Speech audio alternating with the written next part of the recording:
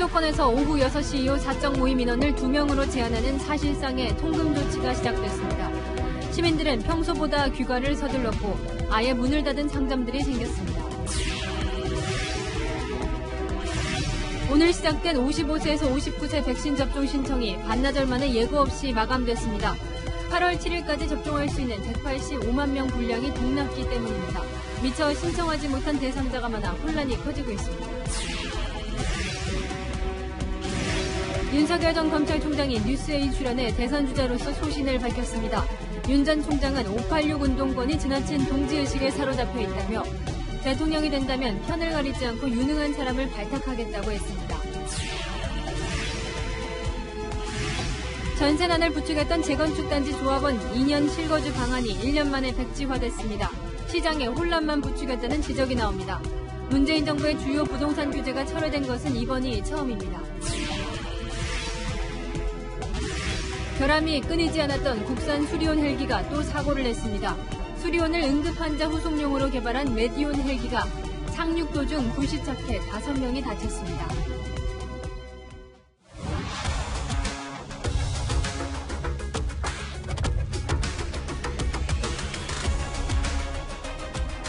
뉴스의 동정민입니다.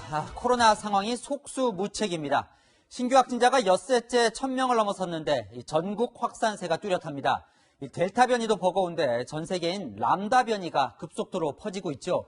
오늘부터 50대 백신 접종 예약을 받겠다더니 물량이 부족해 예약이 중단되는 황당한 상황도 벌어졌습니다.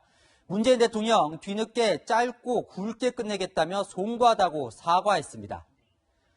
오늘부터 저녁 6시 이후엔 3명도 모일 수 없는 사실상 저녁 외출 금지가 시작됐죠. 봉쇄 말곤 가장 강한 거리두기 4단계 시행 첫날 퇴근길 상황은 어떤지 취재기자 연결해 보겠습니다. 서울 홍대 앞에 김태욱 기자 나가 있습니다. 김 기자, 이 홍대하면 젊은 층이 늘 넘쳐나는 곳인데 오늘은 어떻습니까? 네, 이곳 지하철 2호선 홍대 입구역 9번 출구는 만남의 장소로 평소 사람들로 북적이는 곳입니다. 그런데 오늘은 모임을 갖기보다는 귀가를 서두르는 사람들이 더 눈에 띕니다. 그리고 이쪽을 보시면 여기에서부터 이 길 끝까지 평소에는 4-5개의 노점상들이 줄지어서 영업을 하는 곳인데 찾는 사람들이 적다 보니 오늘은 단 한 곳만 영업 중입니다. 제가 사전에 주변을 돌아보니 아예 여름 휴가라며 문을 닫은 가게도 많았고 문을 연 곳도 손님이 없다며 답답함을 토로했습니다. 많이 힘들어요. 그냥 10,000원이라도 더 팔아서 덜 적자를 내야 되니까 마냥 문 닫고 집에서 놀 수도 없고. 지금 많은 시민들도 좀 답답할 것 같은데요. 어떤 이야기들이 나옵니까? 네, 6시 이후로는 1대1 만남 외에는 사적 모임이 금지되면서 지하철로 향하는 사람들, 집으로 가는 사람들이 많은데요. 시민 목소리 직접 들어보시죠. 약속은 정해놓은 거는 다 취소했고 거의 이제 집 밖으로는 안 나오는 생활을 하는 게 대부분이 된 것 같아요. 빨리 이렇게 해서 코로나 시대 종식됐으면 좋겠다는 생각이. 사실상 전역 통금이 부활했다며 시간이나 인원 기준에 의문을 제기하는 시민들도 있었습니다. 정책이 이렇게 시행이 됐으니까 당연히 따르긴 따를 건데 조금은 지나친 거리두기라고 생각하고 있어요. 6시까지는 코로나가 안 걸리는 것도 아닌데. 오늘 시작된 수도권의 거리두기 4단계 조치는 2주 뒤인 오는 25일 밤 12시까지 계속됩니다. 지금까지 서울 홍대 입구역에서 전해드렸습니다. 4차 대유행은 이미 수도권을 넘어섰고 전국에 안전지대는 사실상 없습니다. 풍선 효과를 걱정한 지자체들도 하나둘씩 거리두기 단계를 올리며 방역 고삐를 제기 시작했습니다. 계속해서 배유미 기자입니다. 충남이 사회적 거리두기를 1단계에서 2단계로 올렸습니다. 지난 1일부터 전국 17개 광역자치단체 중 유일하게 일부 지역을 제외하고 사적 모임 인원을 무제한으로 풀었다가 다시 고삐를 죄는 겁니다. 적용은 당장 오늘 자정부터입니다. 수도권의 급증하는 확진자 수와 수도권에 인접한 천안, 마산, 충청남 불소는 불가피하게 방역 단계를 상향 조정할 수밖에 없다는 점을. 충남 전역이 2단계로 격상됐는데 특히 경기도와 맞닿아 있는 천안과 아산시는 사적 모임을 4명으로 제한하는 강화된 2단계가 적용됩니다. 강원도 역시 춘천만 3단계였고 나머진 1단계였는데 사흘 뒤부터 도 전역을 2단계로 격상합니다. 수도권에 인접한 충남과 강원이 방역 고삐를 쬐은 건 풍선 휴가가 가장 먼저 나타나기 때문입니다. 지난번 수도권에서는 계속 사실 참 많이 규제가 됐었잖아요, 2단계가. 그러다 보니까 이제 그렇지 않아도 이쪽으로다가 손님들이 많이 왔어요. 진짜 손님들 오늘 자체가 불안한 거예요. 비수도권 확진자도 빠르게 늘고 있습니다. 지난 9일 22.1%였던 비수도권 확진자 비율은 계속 증가해 27.1%까지 높아졌습니다. 여름휴가철을 앞두고 제주도가 오늘부터 2단계에 들어갔고 부산은 이미 지난주부터 3단계에 준하는 2단계를 적용 중입니다. 부산발 풍선휴가를 우려한 경남 김해시 양산시도 모레부터 2단계를 적용합니다. 대구도 내일 거리두기 격상 여부를 결정할 계획입니다. 채널A 뉴스 배유미입니다. 네, 오늘부터 만 55세 이상 일반인 대상 모더나 백신 사전 예약이 시작됐습니다. 그런데 반나절 만에 갑자기 예약이 중단됐습니다. 잔여 백신도 아닌데 선착순 예약처럼 되어버린 거죠. 당황하고 실망한 시민들 목소리 서상희 기자가 들었습니다. 오늘부터 닷새간 진행될 예정이었던 55세에서 59세의 모더나 백신 사전 예약이 중단됐습니다. 오후 3시 30분에 중단됐는데 예약을 시작한 지 15시간 30분 만입니다. 55세에서 59세의 백신 접종 관련해 보유하고 있던 모더나 백신 물량이 소진됐다는 겁니다. 8월 7일까지의 접종 일정 중에 사전 예약 물량인 185만 명이 예약을 하셨습니다. 그래서 현재 저희가 공급 일정이 확정된 물량에 대한 예약을 일시 마감을 한 상태이고요. 오늘 접종을 예약한 사람은 185만 명으로 해당 연령대 352만 명의 53%에 불과합니다. 이미 다음 달 7일까지 접종할 백신 물량은 예약이 소진돼 당장은 추가 예약이 안 됩니다. 시민들은 백신 접종 예약이 선착순인지 몰랐다며 황당하다는 반응입니다. 사전에 나이에 해당되는 사람은 7월달, 8월달 무조건 맞는다 그렇게 알고 있었는데. 접종 예약 사이트가 사람이 몰려 여러 차례 연결되지 않거나 몇 시간 기다려야 했다며 예약 자체가 쉽지 않았다고 지적하기도 합니다. 너무 사람들이 많이 예약을 하는지 인터넷이 잘 안 들어가져요. 수강신청이나 뭐 티켓팅 할 때도 이렇게까지는 치열하게 한 적이 없었거든요. 핸드폰, 노트북, 컴퓨터, 패드 꺼내고 이제 한 3시간 걸린 거죠.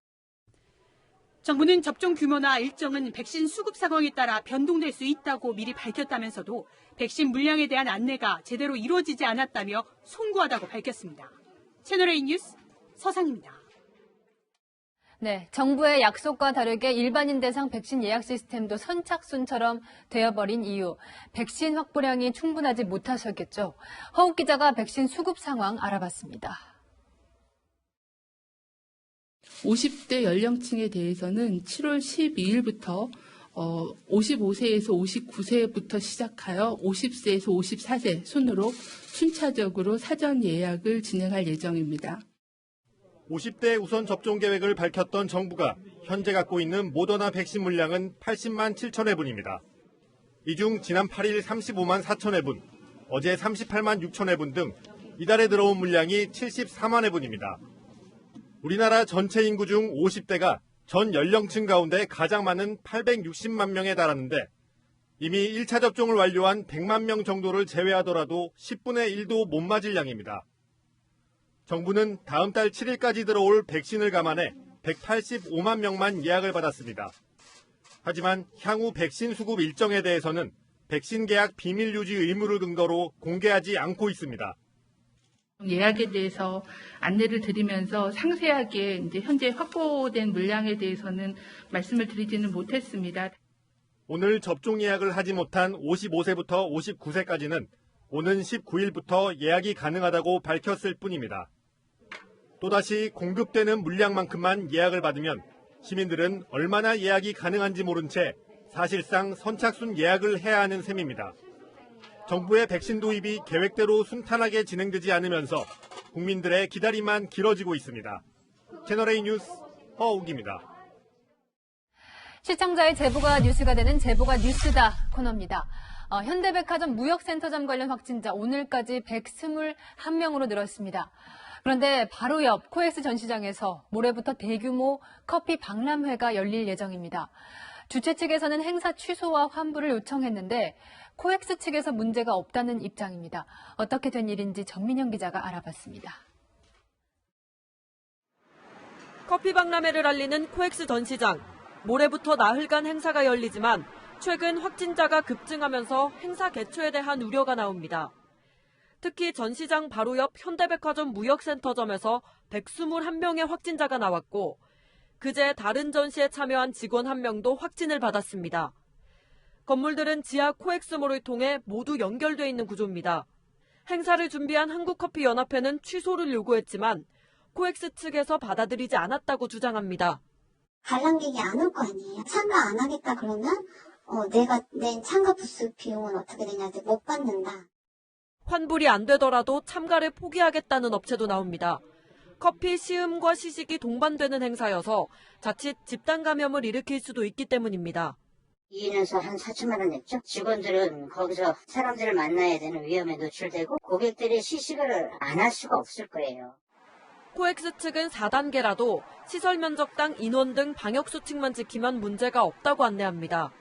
담당 구청에서도 강제로 막을 방법이 없다고 설명합니다. 이거 하지 마세요. 그렇게는 안 될 것 같은데요. 정부 차원에서 그렇게 하라고 하지 않으면서는. 코엑스 측은 채널A 취재가 시작되자 박람회 개최 여부와 취소 시 비용 환불 방안을 논의 중이라고 답했습니다. 채널A 뉴스 전민영입니다.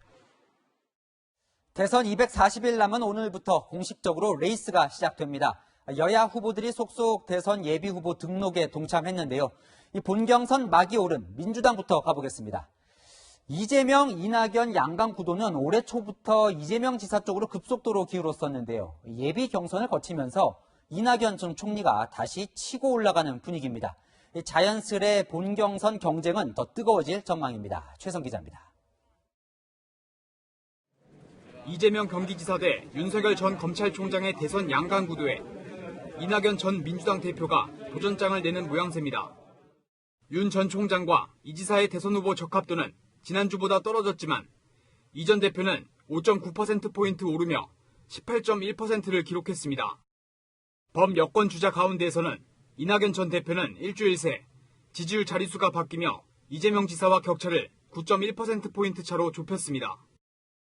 이재명 지사 측 관계자는 격차가 줄어든 것은 TV토론회 등으로 인한 일시적 현상이라며 본선 경쟁력을 갖춘 건 이 지사뿐이라고 대세론을 강조했습니다. 손발 묶인 권투를 하고 있는 거죠. 다른 분들은 발로 차기도 하고 네거티브도 하시고 있지만 반면 이낙연 전 대표 측은 이 지사의 말바꾸기와 바지 발언 등으로 분위기가 바뀌었다면서 이강 구도 재편은 시간 문제라고 자신했습니다. 이 전 대표는 이 지사가 윤 전 총장 부인과 관련해 결혼 전일을 어떻게 책임지느냐고 한 발언을 비판하며 공격 수위를 높였습니다. 그런 식의 논리라면 대통령 되기 전의 일을 묻지 말자는 얘기하고도 통할 수 있죠. 그러면 안 되는 것이죠. 이 지사는 대통령 주재 방역회의에 참석하는 등 당분간 대선보다는 코로나 대응에 집중할 방침입니다. 이 전 대표는 오늘부터 충청과 강원을 돌며 예비 경선에서 탈락한 양승조, 최문순 두 지사의 지지층을 공략하고 있습니다. 채널A 뉴스 최선입니다. 야권 대선 주자들의 행보도 빨라지고 있죠. 야권 주자 중 제일 먼저 등록을 마친 윤석열 전 검찰총장 잠시 후 스튜디오에서 직접 만나보겠습니다. 그 전에 다른 야권 잠룡인 최재형 전 감사원장 소식부터 전해드리겠습니다. 이젠 출마가 변수가 아닌 상수가 됐는데요. 부친의 장례 일정을 마친 뒤 기자들과 만나 윤석열 전 총장의 대안이 아니라 본인 자체로 평가받겠다며 대선 출마를 공식화했습니다. 이민찬 기자입니다. 최재형 전 감사원장이 대권 도전 의사를 밝혔습니다. 지난달 28일 감사원장직에서 물러난 지 2주 만입니다. 청년들이 미래에 대한 희망을 가지고 살 수 있고 소외되고 어렵고 힘든 분들에게도 따뜻한 빛이 비춰줄 수 있는 그런 나라, 그런 길을 향해서 뚜벅뚜벅 걸어나갈 것입니다. 현 정권에서 국민들이 희망을 갖고 살 수 있을지 의문이라며 부친의 유언대로 대한민국을 밝히는 길로 가겠다는 겁니다. 윤석열 전 검찰총장과의 경쟁에서도 자신감을 내비쳤습니다. 저를 윤석열 전 총장의 대안이다 뭐 이렇게 말씀하시는 분들이 사실은 있어요. 그러나 저는 저 자체로 평가받고 싶고. 최 전 원장이 상대적으로 낮은 인지도와 조직력을 극복하기 위해 윤 전 총장보다는 빨리 국민의힘에 입당할 거란 전망이 나옵니다. 정치라는 거는 뜻을 같이 하는 분들이 힘을 모아서 공동의 목표를 이루어 나가는 과정이라고 알고 있습니다. 그런 원칙 하에서 입당 여부나 입당 시기에 관해서 좀 더 검토해 보겠습니다. 부친 고 최영섭 예비역 해군 대령의 사무제를 마친 최재형 전 원장은 고 백선엽 전 장군, 천안함과 연평 해전, 연평도 포격 전사자 묘역을 차례로 참배했습니다. 부친의 유지를 받드는 일이라고 참배의 의미를 설명했지만 안보와 보훈을 강조하며 보수 주자로서 존재감을 나타냈다는 해석도 나옵니다. 최 전 원장은 국민의힘 소속으로 3선을 지낸 김영우 전 의원을 대변인으로 영입했습니다. 조만간 캠프 구성을 마무리하고 정식 출마 선언 등 본격적인 정치 행보에 나설 계획입니다. 채널A 뉴스 이민찬입니다. 네, 윤석열 전 검찰총장 나와 있습니다. 네, 어서 오십시오. 안녕하세요. 네, 안녕하세요. 이제 한 열흘 좀 넘으셨나요? 평생 검사로 지내시다가 이렇게 정치인으로 전환하신 지가 할만하십니까? 참 어렵습니다. 네. 새로 시작하는 거니까 쉽지는 않습니다. 네, 뭐가 가장 어려우세요? 뭐 다 어렵죠. 처음 하는 거니까. 여당에서는요, 이제 좀 시간이 지났는데, 네. 윤석열 바람은 사고로들 거다. 네. 뭐, 반기문 전 유엔 사무총장처럼 될 거다. 이렇게 얘기를 하는데, 네. 거기에 대해서 뭐, 반박이라도 좀 하실 게 있으십니까? 글쎄, 뭐 제가 그런 주장에 대해서 뭐 반박할 거는 없고요. 저는, 뭐, 공직 생활을 할 때나, 또 제가 이 정치를 하기로 마음 먹고, 이제 시작하면서부터나, 네. 오로지 국민만 바라보고 또박또박 걸어가기로 그렇게 마음을 먹었습니다. 네. 알겠습니다. 그런데 이게 좀 정반대 질문일 수도 있는데, 자, 이 정권 교체가 중요하다고 하셨는데, 네. 꼭 윤석열이어야 됩니까? 혹시 뭐 더 좋은 후보가 나오면 또 다른 선택지도 있는 겁니까? 정권 교체를 확실하게 네. 국민들께 약속드렸고 그걸 하기 위해서 어떠한 그 선택도 할 것입니다. 네. 알겠습니다. 이건 뭐 상대 진영 공약이긴 하지만 이재명 경기지사 이제 기본소득 공약 네. 지금 이제 여권에서도 공격을 받고 있는데 거기에 대해서는 좀 어떻게 보십니까? 뭐 국민 전체에게 그 현금을 나눠주는 거 그 자체를 반대할 사람이 누가 있겠습니까만은 네.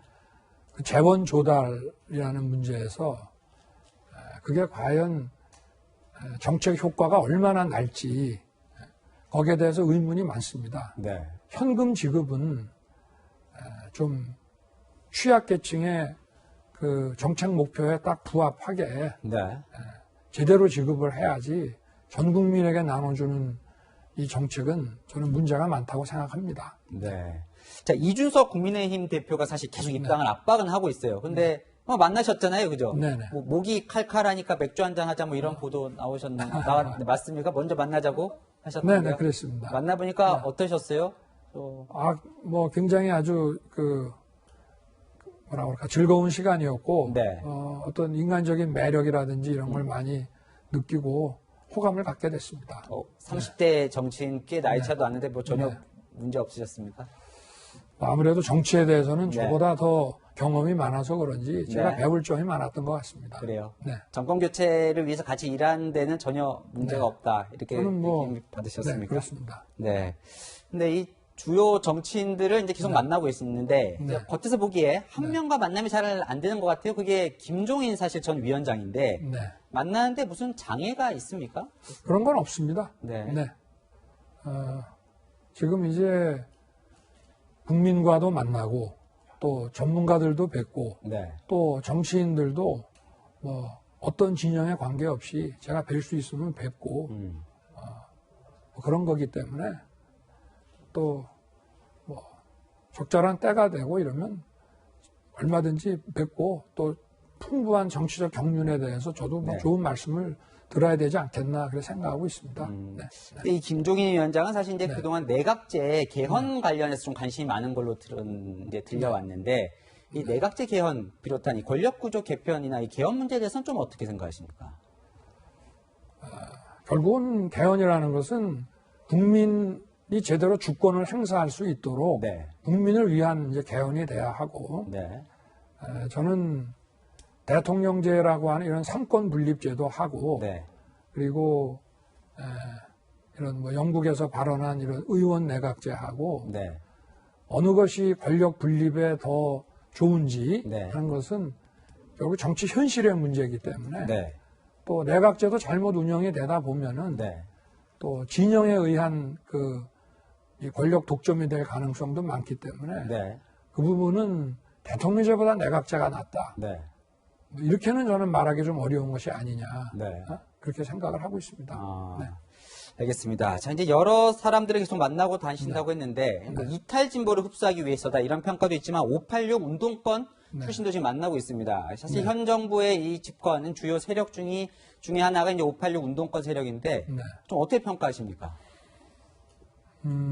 저는 사실 80년대 그 오목한 시절에 고초를 겪으면서 나라의 그 민주화를 위해서 열심히 뛰신 분들에 대해서는 경의를 표합니다. 근데 이제 그 중에 일부가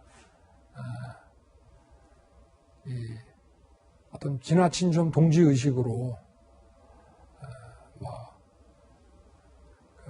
정치권이라든가 또는 이런 시민단체 또는 기업 이런 데서 그 당시에 희생하신 그걸 계기로 해가지고 또 나름대로 어떤 보상과 기회를 받았는데 그게 좀 동지의식이 너무 지나친 부분이 있지 않느냐. 그리고 얼마 전에는 자녀들까지 어떤 또 특혜를 받는 그런 법안도 나온 걸 보고 좀 우려할 부분도 많이 있다. 그런 생각을 좀 하고 있습니다. 또 당시에 그 민주화운동 열심히 하시고도 지금 또 자기 분야에서 그런 과거의 그 공로를 전제로 하지 않고 또 열심히 사시는 분들도 많고 그렇기 때문에 자기 입장과 현실이 좀 모순되지 않게 일관성을 좀 가졌으면 좋지 않겠나 하는 생각을 하고 있습니다. 네, 김영환 전 의원 만났을 때 이런 얘기를 했다고 전해져요. 문재인 정부의 실정은 민정의 실패다 이렇게 얘기를 했다고 전해들었는데, 자, 이 민정 얘기 나오면 이제 사실 이제 인사 부분하고 연결이 됩니다. 그래서 인사 검증 부분을 이제 민정이 담당하고 있으면서 좀 내로남불도 사실 여기서 나온 측면도 좀 있는데 윤석열의 인사는 현 정부 인사와 많이 다를까요? 무슨 진영, 네 편, 내 편 이런 거 가리지 말고 국민들을 위해서 제대로 된 정책을 만들어서 잘 펼칠 수 있는 그런 유능한 사람을 잘 발탁을 해서 쓰는 것이 이제 중요하고 또 아무래도 이제 검증이라고 하는 거는 아무리 유능한 그 공직자라 하더라도 국민들이 그 도덕성에 대해서 신뢰할 수 없다면은 그런 공직자들의 그 일이 결국은 그 정부가 국민의 신뢰를 받을 수 없기 때문에 그런 차원에서 하는 것인데 더 중요한 부분은 국민을 잘 먹고 살게 해드릴 수 있는 유능한 사람들을 널리 발탁하는 것이 제일 중요한 일이라고 생각합니다. 근데 현 정부는 사람이 없다고 합니다. 좋은 사람 쓰려고 해도. 그거는 이제 저는 그것도 아까 이제 586의 동지의식 내지는 과거의 엄혹한 시절에 같이 일했던 그런 사람들끼리 그런 동지의식 또 우리 아니면 서로 믿을 수가 없다 하는 그런 것 때문에 제한을 두고 하니까 인재가 없지 우리나라에 왜 인재가 없겠습니다. 너무 많아서 문제죠. 너무 이런 얘기인지는 모르겠지만 인사 얘기했으니까 혹시 초대 국무총리를 누구로 할까 이런 거 고민해 보신 적 있으십니까? 만약에 대통령이 되면 어떤 사람을 같이 일하면 좋겠다. 제가 늘 그 자유민주주의라는 이 정신을 가지고 진보니 보수니 뭐 중도니 하는 모든 이런 그 정치적인 입장의 이 스펙트럼들이 다 통합이 되어야 한다. 네. 라고 이제 생각을 하고 있는데요. 그래서 국무총리는 네. 제가 그냥 일순 드는 생각은 네. 이런 통합형 인물, 경험도 있고 유능하지만 네.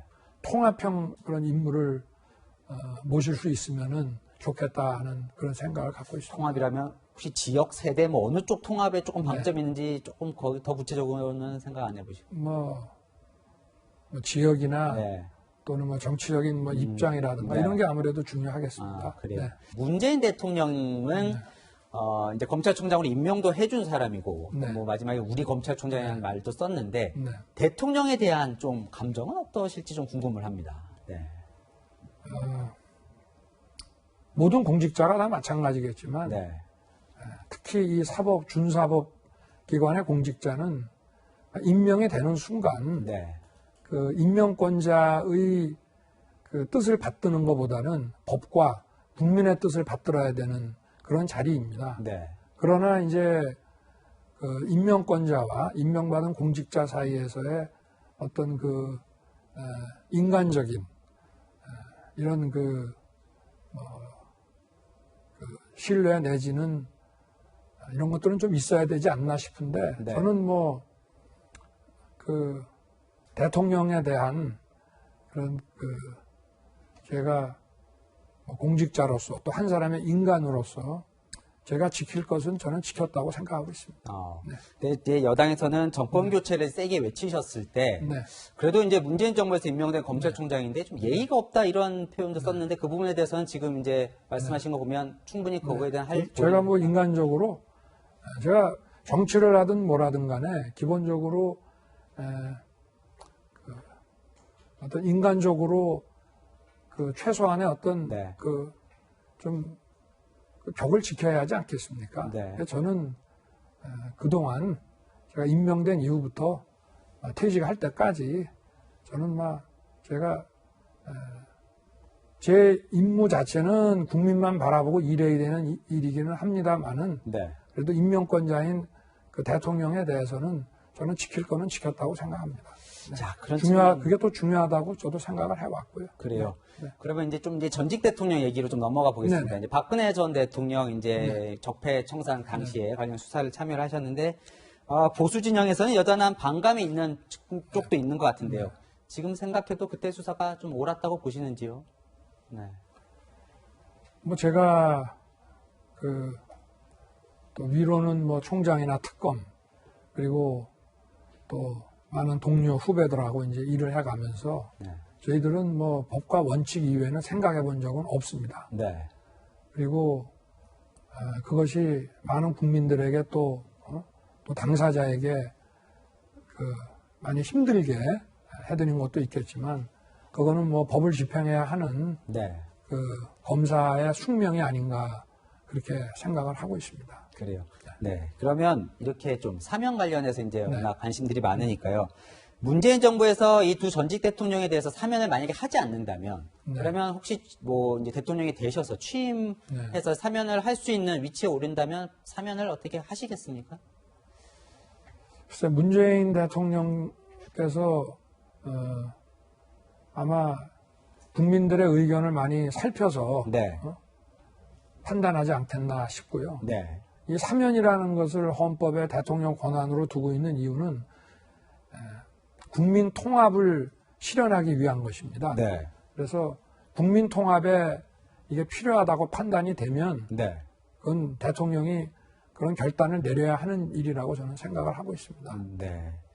자, 이제 조금 출마 이후에 각종 이렇게 흔히 말하는 이제 네거티브 공세라는 걸 이제 받아보셨는데 예상하셨습니까? 어떻습니까? 지금 이제 열흘 동안 뭐 충분히 예상했습니다.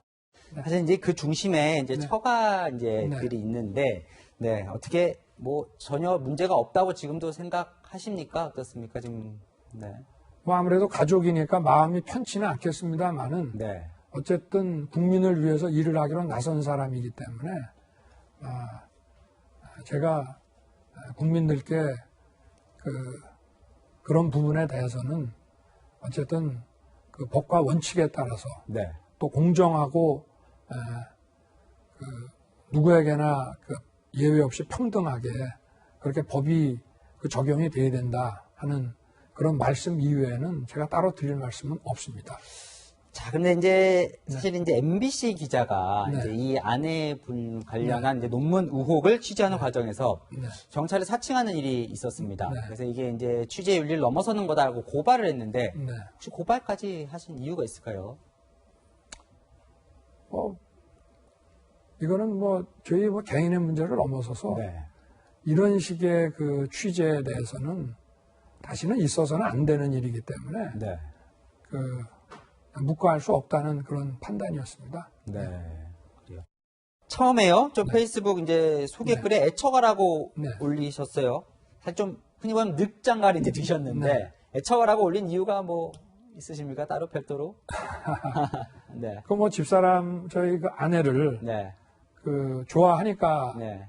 늦은 나이에 결혼을 했을 것이고 애처가라고 안 하면 그 집에서 잘 살 수 있겠습니까? 우리나라 대부분의 그 남편들이 네. 뭐 그냥 그렇게 받아주십시오. 그래요? 네. 뭐 마지막 질문이 될 것 같은데요. 자, 윤석열이 만들고 싶은 대한민국은 어떤 나라입니까?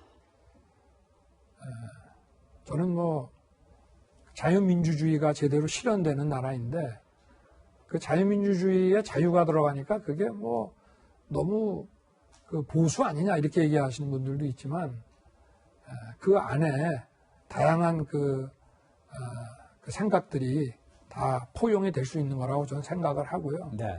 약자에 대해서 늘 배려하고 포용하는 네. 그래서 역동적이고 공정하면서 포용적인 나라 그런 나라를 만들고 싶습니다. 네, 알겠습니다. 지금 윤 전 총장 뒤에 이제 네. 공정과 상식으로 네. 바로 세우겠다는 글이 네. 글귀가 써 있는데 꼭 네. 그런 좋은 정치 해주시길 그렇습니다. 바라겠습니다. 네. 네, 여기까지 듣겠습니다. 지금까지 윤석열 전 검찰총장이었습니다.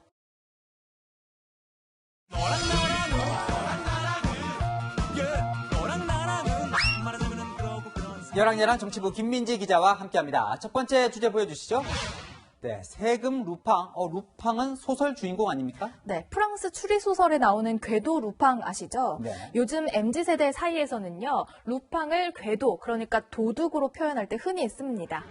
야당에서 오늘 김호란 청와대 방역기획관에게 세금 루팡이라는 표현을 썼습니다. 이 세금 도둑이라고 할 정도로 일을 잘 못한다고 보나 보죠? 네, 지금 닷새째 코로나 확진자 수가 1,000명이 넘어가니까 대통령이 결국 오늘은 사과를 했는데요. 또다시 국민들께 조금 더 참고 견뎌내자고 당부드리게 되어 대단히 송구한 마음 금할 수 없습니다. 야당은 김호란 방역기획관의 무능 탓이라고 주장하면서 김호란 기획관이 가져가는 월급이 아깝다는 취지로 세금 도둑, 세금 루팡이라고 한 겁니다. 국민 세금 좀 먹는 루팡으로 남겨두지 마시기 바랍니다. 국민 세금이나 축내는 옥상옥 불법 건물인 청와대 방역기획관 자리는 당장 철거하는 것이 마땅합니다. 지금 이제 옥상옥 얘기를 하는데 임명될 때부터 이 정은경 질병관리청장과 좀 중복된다 이런 지적도 있었어요. 그렇습니다. 야당은요, 굳이 필요 없는 자리를 신설해서 들어가더니 오히려 안이한 인식으로 방역을 방해한다고 보고 있습니다. 숫자만 가지고 이제 걱정들을 많이 하시는데 충분히 가능합니다. 한국은 지금 일단 환자 발생 수준으로 봤을 때 그렇게 급하지 않고. 그러지 않아도 대통령이 그동안 이 K방역을 이제 자랑하면서 지나치게 장밋빛 전망만 한다 이런 비판이 있었는데 네. 거기에 좀 영향을 미쳤다 이렇게 보는 시각이군요. 네, 청와대는요, 야당의 공세에 대해서 기 기획관은 코로나 컨트롤 타워가 아니라 정부와 청와대의 가교 역할이라고 밝혔는데요. 김호란 기획관이 들어간 뒤에 청와대의 대응이 나아진 게 없다는 불만이 이렇게 책임론으로 번진 것 같습니다. 다음 주제 보겠습니다. 자, 사칭은 흔한 일. 열린민주당 김의겸 의원이 한 말이죠? 네, 맞습니다. 최근 윤석열 전 검찰총장의 부인 의혹을 취재하던 MBC 기자가 경찰을 사칭했죠. 그렇죠. 그래서 윤 전 총장이 그 기자를 경찰에 고발했잖아요. 네, 김의겸 의원이 오늘 그 고발을 한 게 좀 너무하다면서 이렇게 말했습니다. 흔한 일이었고 아마 제 나이 또래에서는 뭐 한두 번 안 해본 사람이 없을 겁니다. 심지어는 뭐 상대방이 경찰이 한 것처럼 믿게 하려고 경찰서에 경비 전화를 사용하는 경우도 많았었고요. 사칭이 흔했다라고 했잖아요. 동행코는 같은 기자로서 공감이 가시나요? 여기 김의원 또래가 아니라서 그런지 쉽게 납득은 안 갑니다. 네, 해당 발언을 두고 정치권에서는요. 기자들에게 사과를 해야 한다거나 MBC 편을 들다가 엄겁결에 사칭을 자백했다는 비판이 나왔습니다. 김의겸 의원이요. 그동안 언론을 그렇게 몰아붙이더니 이권에 대해서는 또 지나치게 관대하네요. 기억하실지 모르겠는데요. 김 의원이 국회의원이 되면서 한 말이 있습니다. 언론개혁, 그게 저에게 주어진 과제입니다. 저는 한겨레 기자로 27년 동안 일했습니다. 자랑스러운 시절이었습니다. 일선의 현장 기자들이 존중받는 언론 생태계를 만들고 싶습니다. 엄연한 범법 행위인 사칭을 해놓고 이를 자랑스럽게 생각한 건 아니겠죠. 김 의원 기자 시절에는 어땠는지 모르겠지만요. 현재 사칭은 김 의원 주장처럼 흔한 일은 결코 아닙니다. 김 의원과 함께 언론 생활을 한 기자들이 의문의 일패를 한 건데요. 사실이라면 참 부끄러운 라떼 이야기입니다. 여랑야랑이었습니다. 다음 소식입니다. 시행 1년이 지난 임대차법, 임차인을 보호하려는 의도와 반대의 결과를 낳았다. 이런 논란이 여전하죠. 정부가 투기 잡으려다가 세입자들 피해만 준다는 비판을 받아온 부동산 정책 하나를 폐지하기로 했습니다. 현 정부의 주요한 부동산 규제가 철회된 첫 번째 사례인데 그게 무엇인지 이현수 기자가 자세히 전해드립니다. 재건축단지 조합원이 분양권을 얻으려면 2년간 의무적으로 재건축 대상 아파트에 실거주하게 한 정부 규제 방안이 폐지됐습니다. 전세 난리통에 집주인이 분양권을 받기 위해 재건축 아파트에 입주할 경우 전세 물량이 더 줄어들 것을 우려해 국토부가 철회를 요청한 것으로 알려졌습니다. 국회 국토교통위원회는 오늘 국토법안 소위를 열고 민주당 조웅천 의원이 발의한 도시 및 주거환경 정비법 개정안 가운데 해당 조항을 삭제하고 통과시켰습니다. 지난해 정부가 투기 세력을 막겠다며 발표한 정책이 1년 만에 백지화된 것으로 현 정부 중요 부동산 규제가 철회된 건 이번이 처음입니다. 수도권 투기 과열 지구의 재건축에서는 조합원 분양 신청 시점까지 2년 이상 거주한 조합원에게만 분양 신청을 허용하겠습니다. 재건축 시장도 출렁이고 있습니다. 지금 뭐 발표한 지 몇 시간 되지도 않았는데 그것 때문에 지금 다들 계약을 파기하냐 뭐하냐 지금 전화가 엄청 많이 오네요. 주택 임대사업자 폐지에 이은 재건축 실거주 의무 백지화로 정부의 부동산 정책은 또 신뢰를 잃었다는 지적이 나옵니다.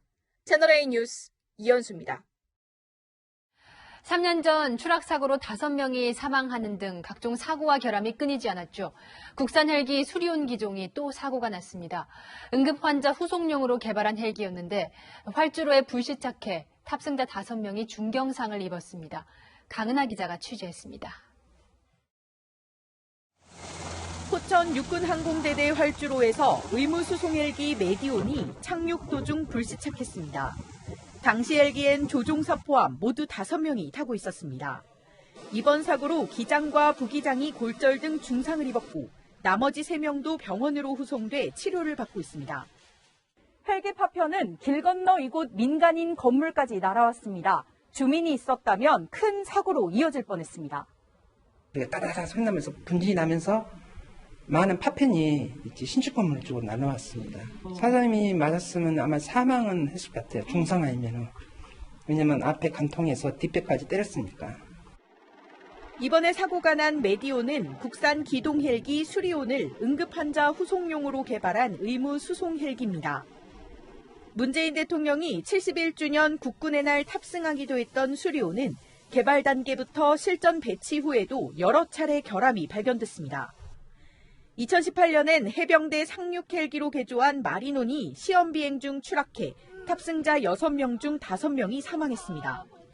육군은 메디온 8대를 비롯해 수리온 전기종의 운항을 일체 중단하고 사고 원인을 조사하기로 했습니다. 채널A 뉴스 강은하입니다. 파란색 물과 콜라 색깔 물, 강원도 춘천에서 수돗물 공급에 문제가 생긴 뒤 이렇게 이물질이 섞인 물이 수도에서 흘러나왔습니다.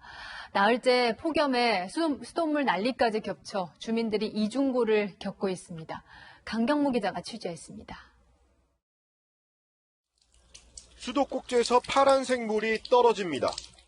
다른 집에선 콜라색과 같은 시커먼 물이 세면대를 반쯤 채웠습니다.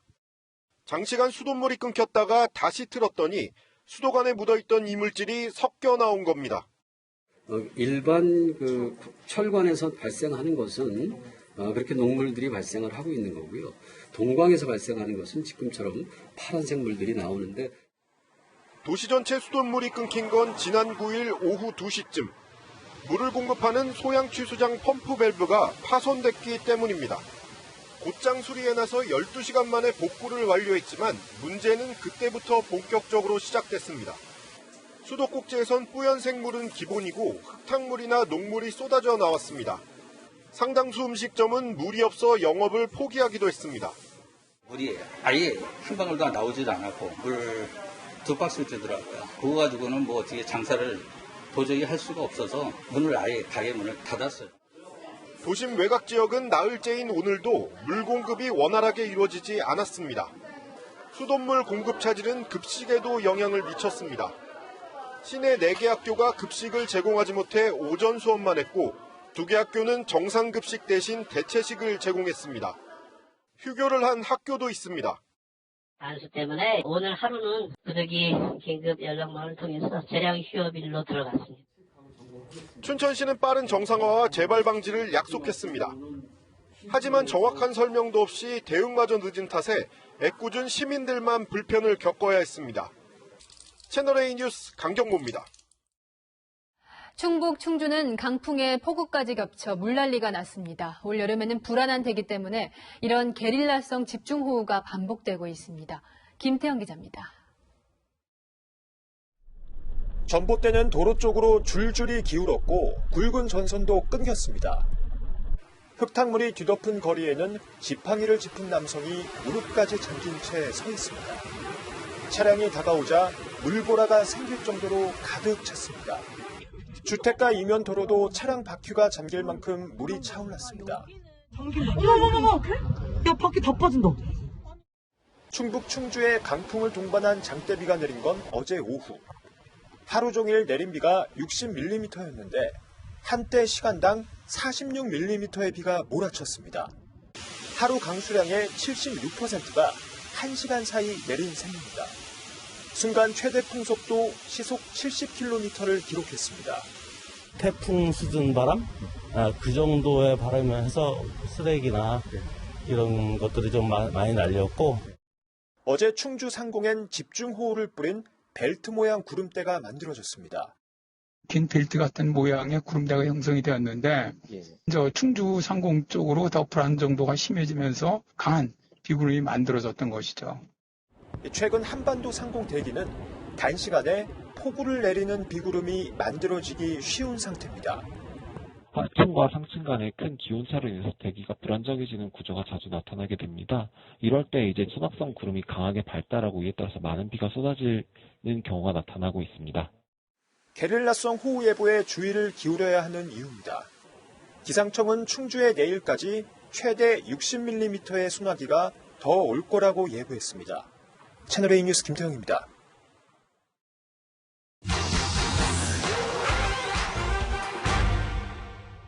영국 청소년들이 찍어서 인터넷에 올린 동영상입니다. 오렌지 주스를 면봉에 묻혀서 자가검사 키트에 문지르자 코로나19 양성을 뜻하는 두 줄이 생기는데요. 영국 청소년이 등교 수업을 회피하려는 목적으로 음료를 이용해서 검사 결과를 조작한 겁니다. 청소년도 이렇게 쉽게 조작을 할 수 있다면 이 자가검사 결과 믿을 수 있느냐 걱정하는 분들 많은데요. 상세하게 따져봤습니다. 실제로 영국 리버풀 대학 연구진이 탄산음료와 과일 주스 14종류를 갖고 동영상과 같은 방식으로 실험해봤는데요.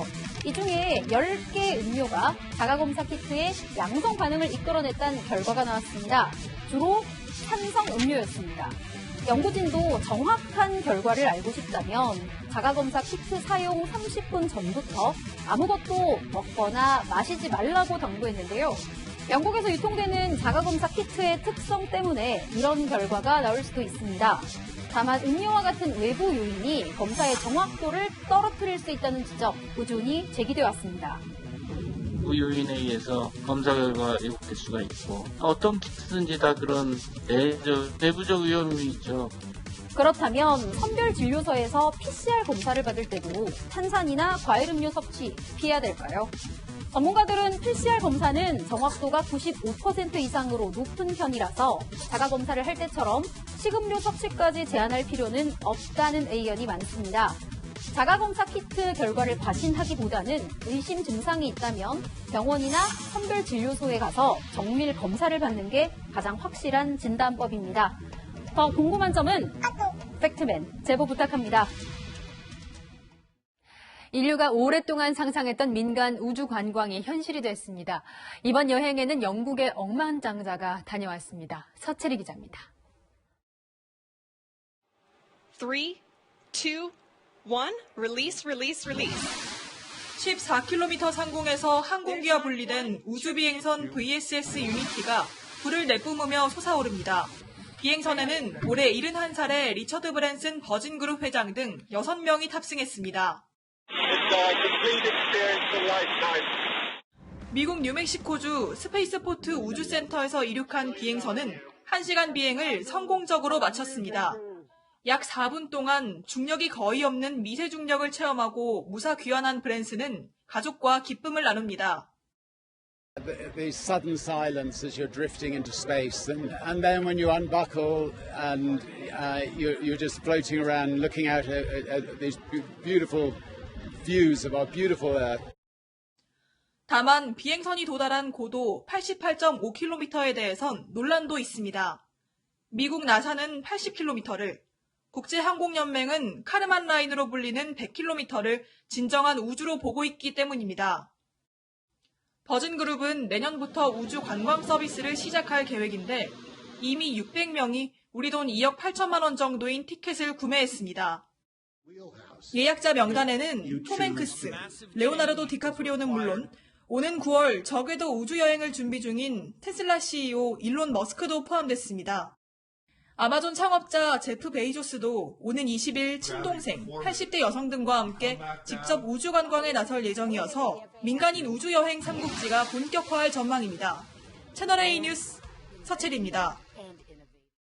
우리에게는 성룡이라는 이름으로 더 익숙하죠. 홍콩 배우 청룡이 중국 공산당 입당을 희망한다고 밝혀 논란입니다. 베이징에서 사공성근 특파원입니다. 우리나라에서 성룡으로 널리 알려진 액션 영화 스타 청룡이 중국 공산당을 극찬했습니다. 但是我也很羡慕你们是党员，就觉得共产党真的太伟大了，我也要做党员。 영화 관계자들이 시진핑 주석 연설을 공부하는 자리에서 언급한 내용입니다. 청룡은 공산당 100주년 문화 공연에서도 공산당을 찬양하는 노래를 불러 주목을 끌었습니다. 청룡은 홍콩 내 반정부 활동을 처벌하는 내용의 홍콩 보안법 처리를 지지했고 국제적으로도 자신을 중국인이라고 강조해온 바 있습니다. Thank you, Hong Kong, incredible city, my hometown, who made me, China, my country, proud to be Chinese. 중국 매체들은 홍콩 엘리트들의 객관적이고 이성적 이해가 반영된 것이라고 환영한 반면 홍콩 시민들은 분노를 표시했습니다. 홍콩의 또 다른 스타 배우 저우룬파는 중국의 맞선 행보로 눈길을 끌고 있습니다.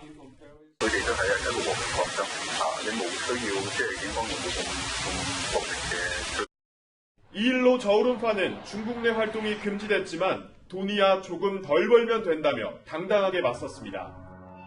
연예인 친중 논란은 국내로도 번졌습니다.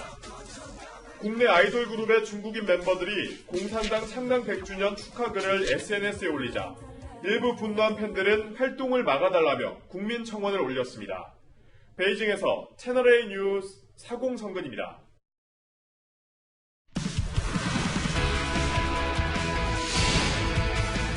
안녕하세요. 스포츠 뉴스입니다. 프로야구가 선수들의 연이은 확진으로 리그 중단을 선언했습니다. 최소 한 달 동안은 야구 경기가 열리지 않습니다. 강병규 기자입니다. 어제 광주에서 열린 프로야구 경기는 30분 늦게 시작됐습니다. 타구단 확진 선수와 밀접 접촉한 기아 선수 1명이 교체되느라 경기가 지연된 겁니다. 대구에서도 확진 선수와 밀접 접촉한 주심 1명이 교체되느라 경기 시작이 지연됐습니다. NC와 두산에서 확진자가 나와 잠실과 고척구장이 사흘 연속 문을 닫는 상황이 되자 한국야구위원회 KBO는 오늘 이사회를 열고 리그 일시 중단을 결정했습니다. 올스타전과 올림픽 휴식 기간도 맞물린 상황이라 프로야구는 최소 한 달 동안 열리지 않습니다. 리그가 개막한 이후 중단된 것은 이번이 처음입니다. 구단 간 의견차가 적지 않았지만 결국 일정 기간 리그를 쉬는 편이 안전하다는데 의견이 모아졌습니다.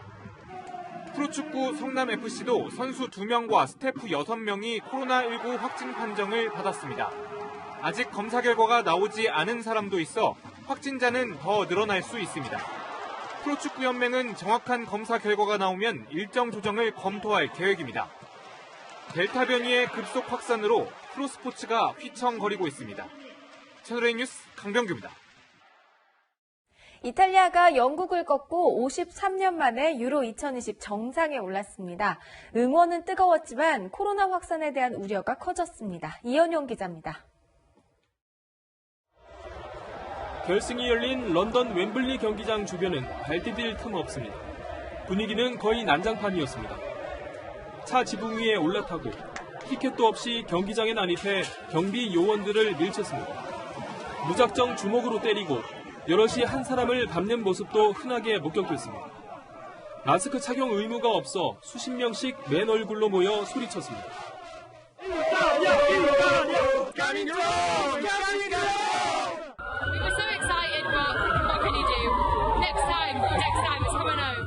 코로나19 경계가 높아진 가운데 난동을 부린 축구팬 45명은 체포됐습니다. 대규모 응원전이 열린 이탈리아의 분위기도 마찬가지. 영국처럼 방역 수칙은 찾아볼 수 없었습니다. 이날 확진자는 영국이 31,700여 명, 이탈리아가 약 1,400명으로 코로나19 확산 우려가 커지는 상황. 대대적인 규제 해제를 앞뒀던 영국 정부는 실내 마스크 착용은 유지하기로 하는 등 수위 조절에 나섰습니다. 델타 변이의 급격한 확산에도 사실상 방역을 포기한 유로 2020. 이번 결승전에 따른 확진자 증가 여부는 이번 주부터 나타날 걸로 보입니다. 채널A 뉴스 이현용입니다. 선별진료소의 의료진들이 머리 위에 아이스팩을 올려놓고 더위를 식히고 있습니다. 오늘 폭염경보가 내려진 대구에서 담은 모습인데요. 요즘 찜통더위에 마스크까지 답답하시겠지만 폭염 속에서 고군분투하는 의료진들을 위해서 방역수칙을 잘 지켜주시기 바랍니다. 오늘 낮에 쌓인 열기가 밤까지 계속되면서 서울에는 올해 첫 열대야가 나타나겠고요. 밤까지 영남 지역을 중심으로는 강한 소나기가 내릴 수 있겠습니다. 내일도 푹푹 찌는 더위는 계속되겠습니다. 전국 대부분 지역에 폭염특보가 내려진 가운데 내일 한낮에 서울은 33도, 대전은 34도, 대구는 35도까지 오르겠고요. 높은 습도 탓에 체감온도는 2도에서 3도 정도 높겠습니다. 충분한 휴식과 함께 물도 자주 마시는 게 중요합니다. 내일 낮부터는 강원과 경북 등 동쪽 지역에 다시 소나기가 내리겠고요. 주 후반까지 폭염 속에 소나기 소식이 잦을 전망입니다. 날씨였습니다. 외국에서 자영업자들이 배고파 죽느니 바이러스에 걸려 죽겠다며 지침 어기고 밤에 영업하거나 거리로 나설 때 우리 자영업자들 참고 또 참으며 협조했습니다. 이 와중에 4차 유행이 덮쳤습니다. 정부는 또 참아달라고 하면서 이 추경 외에는 지원할 돈이 없다 하고 여당은 그 추경 예산으로 전 국민 지원금을 주겠다고 하죠. 낭떠러지 앞에선 자영업자들이 수두룩한데 아직도 당정은 우왕좌왕입니다. 한 자영업자 이런 말도 하던데요. 오늘의 한마디는 인내심의 한계로 하겠습니다. 오늘 뉴스 여기까지입니다. 내일도 뉴스에입니다.